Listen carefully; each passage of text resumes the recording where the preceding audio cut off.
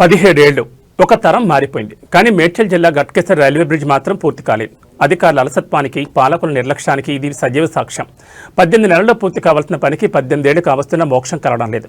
మా ప్రాణాలు గాల్లో దీపాలా అంటూ గట్కేసర్ జనం ఇప్పుడు రోడ్డెక్కుతున్నారు. గట్కేసర్ పట్టణ ప్రజల 17 ఏళ్ల నరకయాతనపై ఆగ్రహం కట్టలు తెంచుకుంటోంది. అధికారులు కుంభకర్ణుడిద్దరు వదలాలని, వెంటనే బ్రిడ్జి నిర్మాణం పూర్తి చేయాలని స్థానికులు డిమాండ్ చేస్తున్నారు. మొదటి కాంట్రాక్టర్ 16 ఏళ్లు కాలయాపన చేస్తే కొత్తగా వచ్చిన కాంట్రాక్టర్ 5 నెలలకోసారి స్లాబ్ వేస్తూ నాంచుడు ధోరణి ప్రదర్శిస్తున్నారు. ఈ లెక్కన మరో 2 ఏళ్లైనా బ్రిడ్జి పూర్తయ్యేలా కనిపించలేదు.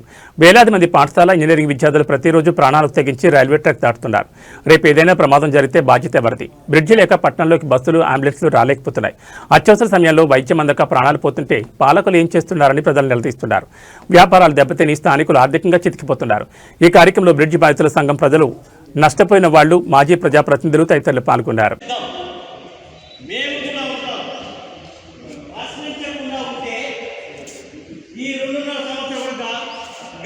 గడిచిపోతుంది. ఆ తర్వాత ఎవరు వస్తారు మామూలు. కాబట్టి ఇంత అభివృద్ధి కాముకలుగా మనం ఉన్నప్పుడు ఆయన కాంట్రాక్ట్ ఇచ్చారు. గతంలో అంతకుముందాలు కూడా కాంట్రాక్ట్ ఎందుకు రద్దయింది? కాంట్రాక్టర్ పని చేస్తారనే ఉద్దేశంతో మేము ఆ రోజు కూడా ధర్నా చేసి పెద్ద ఎత్తున, మీరు మిత్రులందరికీ తెలుసు, ఇక్కడ పెద్ద ఎత్తున ప్రోగ్రాం చేస్తే ఆ కాంట్రాక్టర్ను రద్దు చేసి ఎలక్షన్ టైమే కనుక ఊటిన టెండర్ వేయడం జరిగింది.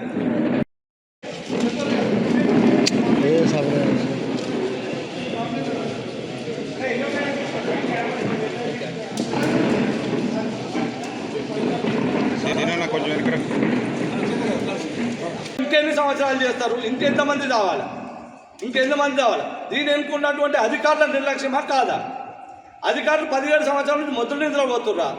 ఏం చేస్తున్నారు? ఎన్నిసార్లు చెప్తారు? ఇంకా పబ్లిక్ ఇంకేం సమాధానం చెప్పాలి? మేము ఇక్కడ ఉన్నటువంటి నాయకులు, నేను కూడా ఉండొచ్చు అందులో, నాది కూడా నిర్లక్ష్యమే అనుకోవచ్చు. కానీ నేను ఎలక్షన్ వచ్చినప్పుడే ఎందుకు చేస్తున్నావు అని అనేటోళ్ళు ఉండొచ్చు. నేను చెప్తున్నా, ప్రతిసారి నేను కంప్లీట్గా చేసుకుంటూ వస్తున్నాను, వర్కులు అన్నీ చేసుకుంటూ వస్తున్నాను. గుర్కుల సమస్య కావచ్చు, ఇక్కడ బస్సుల సమస్య కావచ్చు, వాటర్ సమస్య కావచ్చు, లెటర్లు ఇస్తున్నాం, చేసుకుంటూ వస్తున్నాం.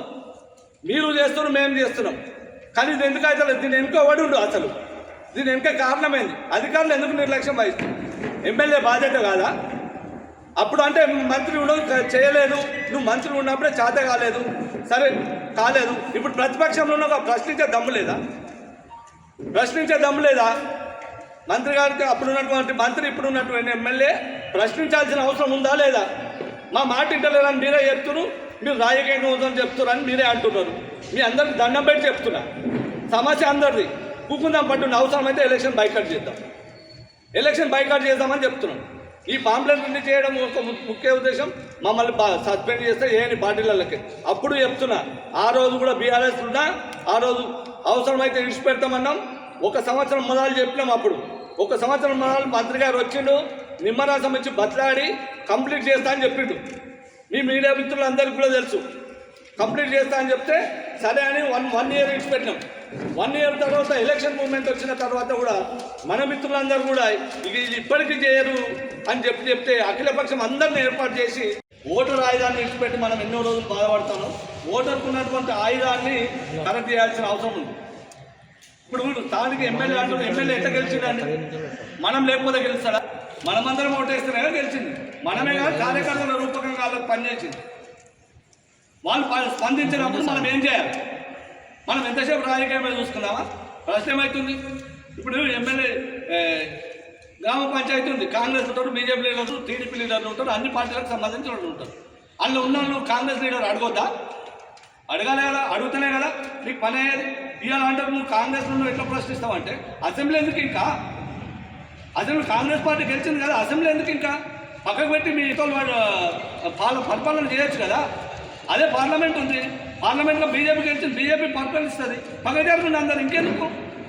ఇప్పుడు అధికార పార్టీ మీరు ఉన్నారు కాబట్టి, అంటే చిన్న క్వశ్చన్, ప్రోటోకాల్ ఇచ్చి పనులు చేస్తున్నప్పుడు ఈ చిన్న ప్రజా సమస్యని ఎందుకు పట్టించుకోలేకపోతుంది? ఇప్పుడు నాయకులు ప్రోటోకాల్ తప్పించి చేసుకుంటూ వస్తున్నారు, సపోర్ట్ చేస్తారు. ఈ ప్రజా సమస్యలో కొన్ని వేల మంది సమస్యలు ఇబ్బంది పడుతున్నారు. దాన్ని మరి నాయకులు ఎందుకు దాన్ని ముందుకు తీసుకెళ్ళకపోతారు? దానిపైన ఎందుకు కృషి చేయలేకపోతారు? అది లేకుండానే కదా ఇది చేస్తున్నాం ఇప్పుడు. ఓకే, మీ నాయకుల నిర్లక్ష్యం ఉంది. ఇలా ఒక్క పార్టీని మేము అంటలేము, అన్ని పార్టీల నాయకులది ఉన్నది, అన్ని పార్టీలు ఉన్నది. నువ్వు మొన్న 15 కోట్లు ఇచ్చి ఉంటారు కానీ మళ్ళీ అడుగు ఇవ్వాలి. మరి వీళ్ళు ఎందుకు ఇయ్యారు అంటాం. ఇప్పుడు మళ్ళీ ఆ రోజు ఇప్పుడు మనం ఎక్కబోతున్నా ప్రతి పథకం మీద మీరు ఎందుకు వేయాలి? నువ్వు మీటింగ్ మరి అవునా కదా? బైక్ రేటే కదా నువ్వు పోతున్నావు. మరి తెలిస్తే దాని మొత్తం నేను కూడా వర్క్ కొంటాం.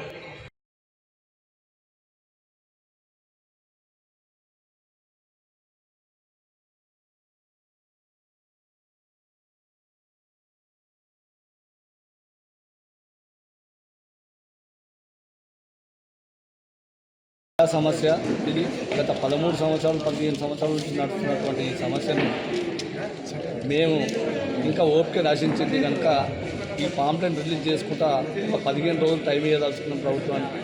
ఇక్కడ ఉన్నటువంటి కాంట్రాక్టులు ఏదైతే నిర్లక్ష్యం ఏదైతే చేస్తుందో అధికారుల నిర్లక్ష్యం, ఇది అధికారులు ఎమ్మెల్యే వీళ్ళ నిర్లక్ష్యంతో నడుస్తుంది కనుక ఈ దాని మీద పెద్ద ఎత్తున ధర్నా చేయాలని డిసైడ్ అయినాం. మొత్తం మీద ఓవరాల్గా ఇక్కడ ఉన్నటువంటి ప్రజల దగ్గరికి ప్రతి ఇంటికి వెళ్తాం ఈ పాంప్లెట్ తీసుకొని పోయి వాళ్ళని మోటివేషన్ చేసుకుంటా వాళ్ళందరినీ కూడా హైవే దిగ్బంధం కోసం సమావేశం కావాలని చెప్పేసి 15 రోజుల కార్యాచరణ డిసైడ్ చేసి ప్రతి వార్డుకి వెళ్తాం, ప్రతి బస్సుకి వెళ్తాం. వాళ్ళందరినీ ఒక యూనిటీ తయారు చేసి ఈ ఫ్లైఓవర్ను సాధించుకోవాలనే ఉద్దేశంతో ఈ ప్రెస్ మీట్ ఏర్పాటు చేయడం జరిగింది కనుక ఇది ఖచ్చితంగా ఫైనల్గా ఫ్లైఓవర్ దిగ్బంధం, హైవే దిగ్బంధం, అవసరమైతే ప్రాణత్యాగం చేయడానికి కూడా సిద్ధంగా ఉన్నాం. అవసరమైతే ఆమరణ నిరాహార దీక్ష చేసైనా ఈ 2-3 నెలల లోపలనే బ్రిడ్జ్ కంప్లీట్ కావాలి.